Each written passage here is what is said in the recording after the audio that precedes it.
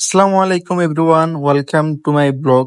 তো আপনাদেরকে অনেকদিন হয়ে গেছে যে আমার ছাদের যে পশু পাখিগুলো আছে এগুলোদের দেখানো হয় না। তো আমি এখন ছাদে আসছি। আমি ছাদে আসার সাথে সাথে আমার কবুতরগুলো আমার পিছন পিছন ঘুরতেছে, যে দরজা খোলা আছে ভিতরে ঢুকতে যাইতেছে খাবারের জন্য। তো এখন আমি ওদেরকে খাবার দিব। খাবার দেওয়ার পর আপনাদেরকে অন্য যেই এখানে আমার ঘুঘু পাখি আছে, মাছ আছে, আপনাদেরকে এগুলো দেখাবো। তো আমার এটা দিয়ে এক পট খাবার দিতে হয়। তাহলে এখন এগুলোকে খাবার দিচ্ছি। এই খাবার দেওয়ার সাথে সাথে দেখবেন আমার এখানে ঘুঘু পাখি চলে আসে। হ্যাঁ, এই যে বলতে বলতে ওই যে চড়ুই পাখি চলে আসছে, আর ঘুঘু পাখি আছে, এই যে আইসা পড়ছে। আমার কবুতরকে যখনই খাবার দেই, খাবার দেওয়ার সাথে সাথে এই ঘুঘু পাখি দুইটা আর চড়ুই পাখি চলে আসে। ঘুঘু পাখিগুলা তো যেরকমই ভালো, আমার ভালো লাগে, কিন্তু চড়ুই পাখি অনেক জ্বালাইতেছে ইদানিং, অনেক জ্বালায়। কারণ চতুর্দিকে পানি এসে পড়ছে, বর্ষাকাল, হয়তো চকের মধ্যে খাবার নাই, তো এই জন্য বাসায় এসে পড়ে। আর এখানে আমার আছে যে ঘুঘুগুলা, আপনাদেরকে এক জোড়া ঘুঘু দেখানো হয় নাই, ওগুলো আমি পরে আনছি। হ্যাঁ, ওইগুলো আপনাদেরকে একটু পর ভালো করে দেখাইতাছি। তো এখানে আছে আমার ডায়মন্ড ডাব ঘুঘুগুলা। এদের কোনো আপডেট নাই, নতুন কোনো আপডেট নাই, তাই দেখানো হয় না। তো এদের নিয়ে একটা প্যারাশানের মধ্যে আছি, যে এখানে মেল ফিমেল এখন আমি পুরোপুরি কনফার্ম করতে পারতাছি না যে কোনটা মেল কোনটা ফিমেল। হ্যাঁ, তো আমি ইউটিউবে যে ভিডিওগুলা দেখছি, সেই ভিডিওগুলা দেখে যতটুকু বুঝছি, তো এখানে একটা পাইছি যেটা মেল হইব আশা করি। ও একটা ওটা মাঝে মাঝে একটু একটু করে ডাকে। আর ইউটিউবের মধ্যে অন্যান্য আমি আরো যে ভিডিও গুলা দেখছি, সেখানে দেখছি যে এগুলার বয়স নির্বাচন করে কিভাবে। তো আমি এগুলার পাখা চেক করছি এক একটা করে ধরে।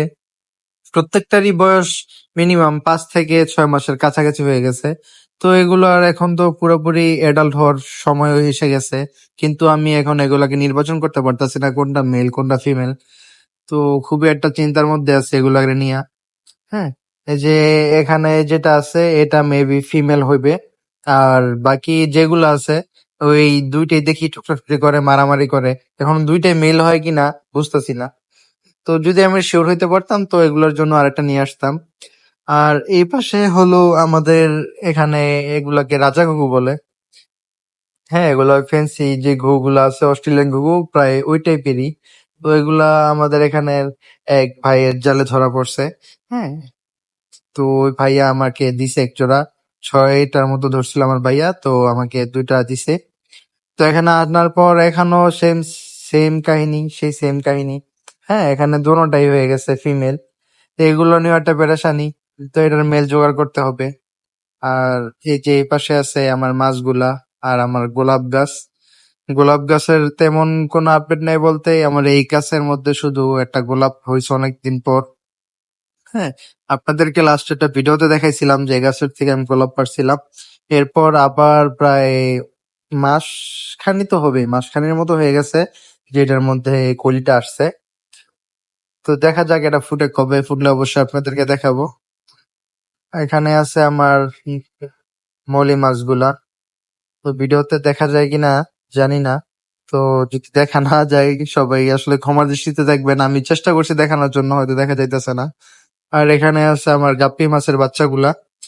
অনেক কষ্টে এগুলাকে বড় করছি। আমার এখানে অনেক মলি মাছের বাচ্চা ছিল। যারা আমার আগের ভিডিও দেখছেন আপনারা সবাই জানেন যে আমার এখানে মলি মাছ আর গাপ্পি মাছের বাচ্চা একসাথে রাখছিলাম। কিন্তু আমার মলি মাছের বাচ্চাগুলা সব মারা গেছে। তো আলহামদুলিল্লাহ গাপ্পি মাছের বাচ্চাগুলা অনেক সুস্থ আছে। আর অনেকগুলারই কালার চলে আসছে। হ্যাঁ, দেখা যায় কিনা দেখে নেই, কয়েকটা কালার দেখা যায়। ওই যে লেজের মধ্যে কালার আছে লাল সাদা মিক্স। হ্যাঁ, যে এগুলাকে একটু পর খাবার দেবো। খাবার দেওয়ার পর আবার নিচে যাব। নিচে আমার যে একুরিয়াম আছে আমার রুমের মধ্যে, ওই রুমের যে একুরিয়ামকে খাবার দিতে, একুরিয়ামের মাছকে খাবার দিতে হবে। তো এই রুমের আমার এই মনস্টার ফিশ, এটাকেও খাবার দিতে হবে। তো এটাকে খাওয়াতে হয় লাইভ ফুড। হ্যাঁ, এটাকে এটাকে যদি খাবার দিতে চাই, যদি খাবার নিচে পড়ে থাকে তাহলে এটা খায় না। এটাকে যদি আর কি যেই খাবারটা মনে করেন লাইভ ফুড যেটা, আর লাইভ ফুড ছাড়াও যদি কোনো খাবার মনে করেন উপরে দিয়ে আমি যে আঙুল নাড়াই, তাহলে এটা খাবার জন্য আগে আসে। আর এখানে আছে আমার অন্যান্য মাছগুলা। এই যে আমার চিংড়ি মাছ, আমার 3টা চিংড়ি ছিল, আপনাদেরকে দেখাইছি আগে। তো ওই যে একটা আছে আর ওই যে বড় একটা আর একটা চিংড়িকে আমার ওই বড় চিংড়িটা মেরে ফেলছে। হ্যাঁ, এটা মনে হয় এখানে পড়ে আছে, আপনাদেরকে দেখাবো। ওই যে দেখেন, দেখা যায় সাইডের মধ্যে। হ্যাঁ, এই যে এই চিংড়িটা, মানে এটা মারা গেছে, এটা খেয়ে ফেলতেছে। আর এইখানে নিচে আছে ওই মনস্টার ফিশের সাথে একটা মাছ ছিল, ওই মাছটা এখানে এসে রেখে দিছি। তো এটাকে এখন খাবার দিব। দেখেন আপনারা খাবারের ভিডিওটা।